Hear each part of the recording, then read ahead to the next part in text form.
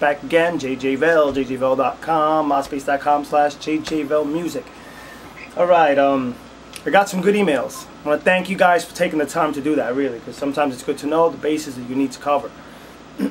Alright, the dexterity part of the left hand, people want to know exactly how you can get as quick and proficient on an instrument when you're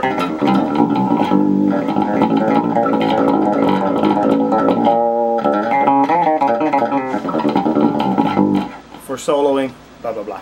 Anyway, of course the main focus on an instrument like the bass is grooving, etc. But I know a lot of guys who get some pretty high profile gigs. They get called on because of their ability to hold down a groove. So, you know, don't take that for granted. And you know, sometimes you can't serve two masters. You can't be, you know, you can't focus on becoming a great solo player as a bassist, when in fact the main role of the instrument really is to hold down the groove, hold down the bottom, and be the foundation. But you'll have instances where you will be asked to do a solo, or when you get a spot when you can stand and improvise. There's nothing more embarrassing than that happening at a high profile gig, and you could just stand there and maybe pluck out a root note, you know, and maybe hit a fifth. I mean, it's not really the best thing to do and get your name out there as a great solo player.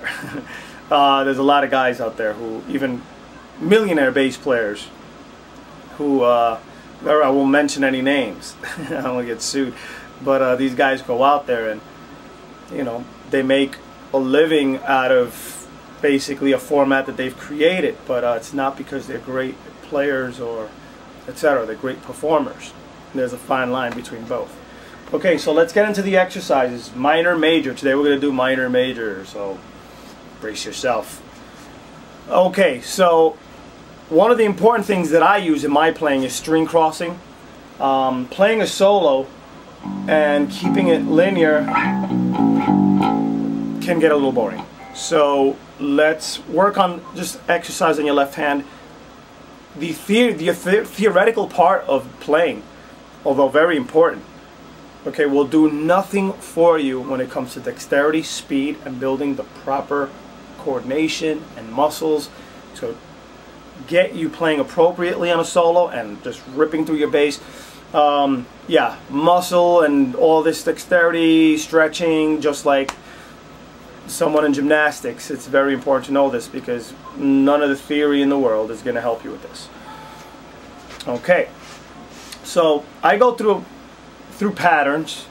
I don't always call upon theory when I do my soloing, as you know, after some time it becomes sort of, you know, second nature to know where to go, and I can start down all the way at, you know, the 24th fret and resolve my solo on the first and know where to make everything fall. But through time you will as well. You know, it takes some time, but a lot of practice, and be sure to be very, very, very disciplined with it. Anyway, minor patterns.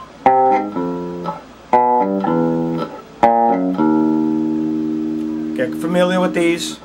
Major patterns.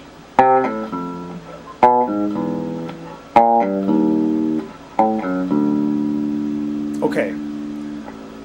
A lot of guys just love the major. Cool. Minor.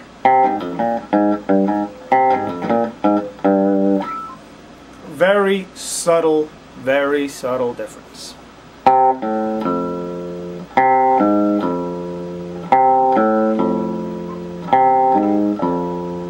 Okay, I'm sure you can hear that. Become comfortable with your minors, because of the subtle difference in a major and a minor. It's very easy for a bass player to start grooving with a band and throw in a major third when you should be playing a minor or a flatted third, etc. So I mean, you don't really want to, when you're supposed to be, okay, and if your ear's not too attuned to what's going on, you're not going to know anything's wrong until the drummer or the guitar player shoot you with that look. I'm sure some of you have gotten the look. Alright, so, alright. Here's a pattern a little closer, guys, and give you a little close up here.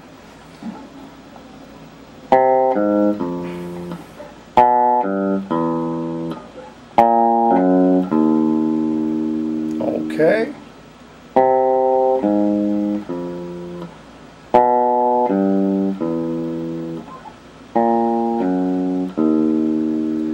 Now the majors.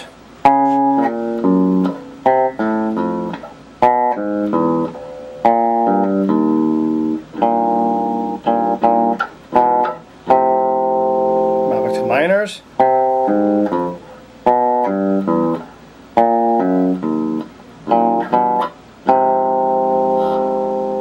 Okay, you got that?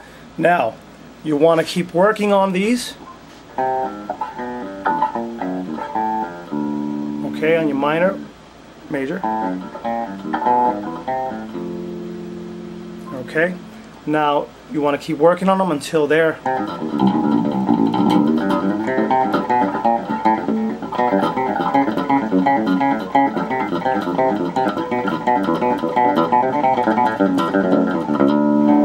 okay, let them be second nature. What I'm basically doing,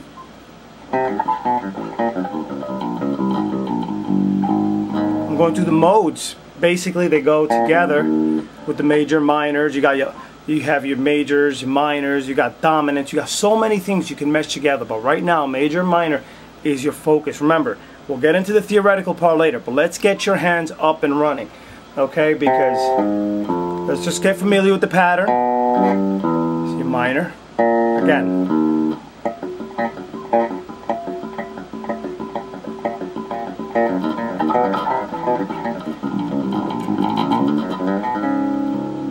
Alright, let's get your hands nice and loose there. I know guys who can't just string cross. You know, I don't know how you could go through life not being able to do this. To me, that'd be a nightmare, because it's a big part of my playing, no matter which way I'm going.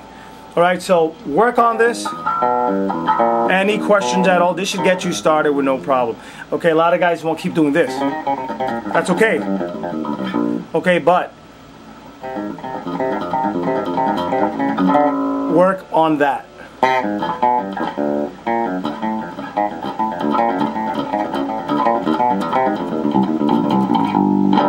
And we'll get back and start putting things together and make you a monster solo player, right? Talk to you soon. Peace. To internalize everything, I really want, what I'd rather is get the questions emailed to me, because we can go over this stuff, you know, a little bit more in depth. You can also visit jjvel.com, and you can go ahead and visit my video lessons blog page, which there's a small call button. You can just press it and go live one-on-one with me via VidCam, alright? Anyway, well, now this is enough for this lesson for now. Remember what I just mentioned about your patterns in the beginning of a solo.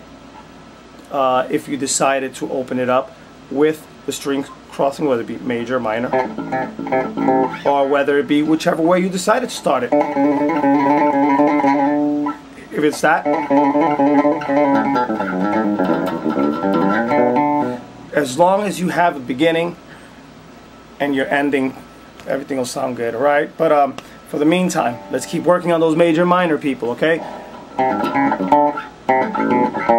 Alright, let's work them both ways, whether it be or just work them, and let's put them together, and hit me back when you're done. I'll be waiting for you.